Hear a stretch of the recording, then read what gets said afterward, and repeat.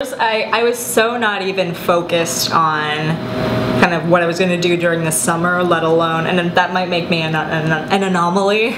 I wasn't really focused on kind of that. I was focused on the here and now in a lot of ways, and I knew that being successful was important, but I didn't know what success was. All I knew is that I needed to keep my grades up and like maintain healthy relationships with everybody around me in order to be happy. And I mean, the grades were not necessarily part of the happiness, but it was definitely part of the kind of I just knew that that was part of what I needed to maintain, but I didn't have necessarily a substantive reason why I felt that way. Whereas as I was getting closer toward graduating, then I thought about, okay, graduate school, what do I want to do with my life? Do I want to be an academic? Do I want to get into government? Do I want to be in politics? And so ultimately I ended up in the MBA program for two reasons. One is because it's the most flexible. You can really do whatever you want with an MBA because what it qualifies you to do is to manage, and management is needed everywhere.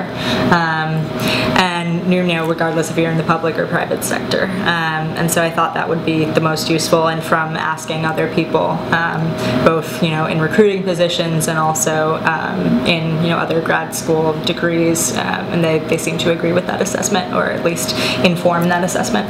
And the second reason was because of the 2+2 program, which is, I'm pretty sure, is unique to Harvard Business School, where I don't know what the procedure is now, but at the time you would apply during your junior year summer, take the GMAT and submit as though you were applying for a regular position, and then they would tell you in the fall whether you had gotten in, and then you take 2 years to work in the real world, and then you take your 2 years at HBS. And because of that program, I spent a lot of time debating even to apply, and I ended up doing it because of the advice of Dee Leopold, and also a woman at the OCS office, at the Office of Career Services at Harvard, who basically said the reason this program exists is to attract the hummingbirds, not the squirrels. The squirrels are the people that are in investment banking and consulting. They're going to go to the birdhouse and kind of take it, but that's not why you put up a birdhouse. The reason you put up a birdhouse is to get the birds, and those are the people who are kind of unusual or come from different career paths, like engineers, like scientists, like journalists, liberal artists. So I think that commentary was helpful in helping me want to apply, because it showed that they wanted people like me, and that I wouldn't be an odd woman out, that I would actually be contributing. So when I was at the university as an undergrad, I had, I would say, a bit of exposure to the business school, but not that much. You're on opposite sides of the river, so you don't really see the campus.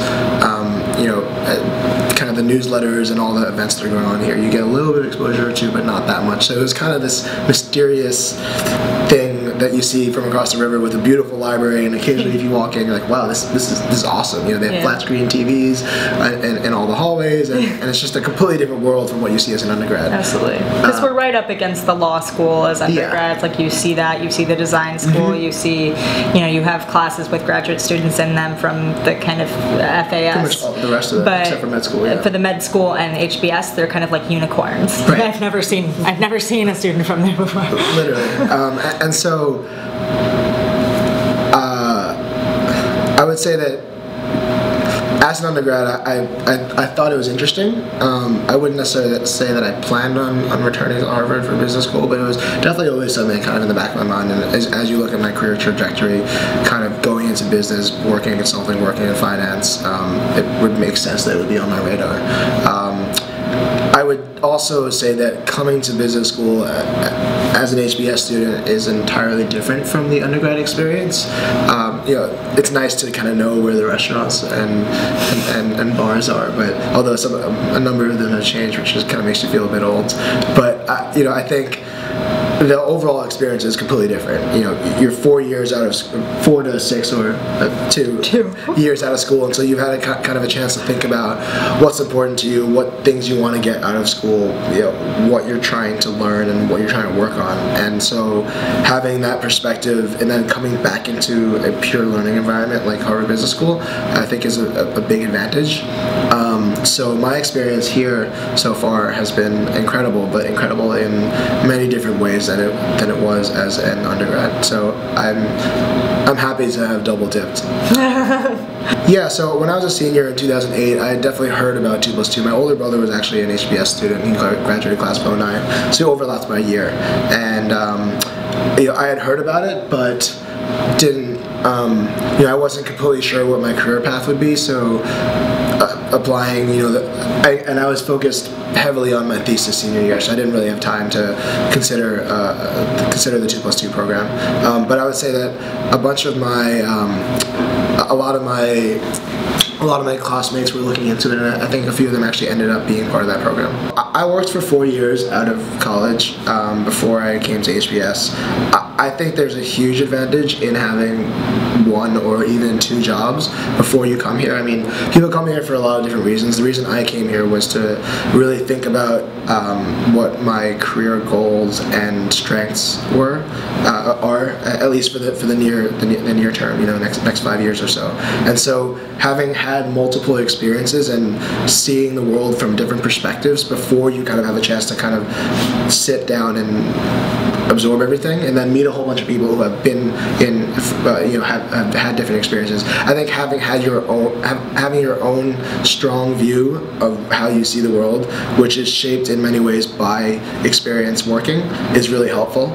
And being able to come in with that strong view gives you a bit more appreciation for kind of the variation that you see in people's views across our section of 90. So I would say if I had come straight to HBS, straight from undergrad, I don't think I would have appreciated kind of the importance of all the different views that I get from different backgrounds, from different career paths, from different countries, all that sort of diversity that you have at HBS.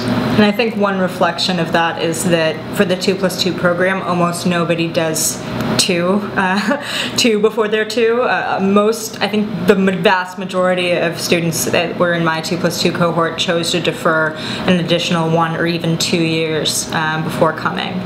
And at least from my own experience, I think 2 years sometimes I feel like, oh God, I don't know if 2 years was enough because I just feel so out of my depth. But then the more I think about it, I'm getting an early jump for sure on different aspects of my career. But also, if there's ever a time where you're completely comfortable with all of the material, it's too late. Why are you here if everything's comfortable and you know everything? So I'd rather be extremely uncomfortable than overly at ease. Yeah, that's true. And there's a trade-off between having too many of your views solidified before you come here. You kind of want to be in that sweet spot where you have a perspective that you can bring, but you're also open and eager to learn other people's perspective.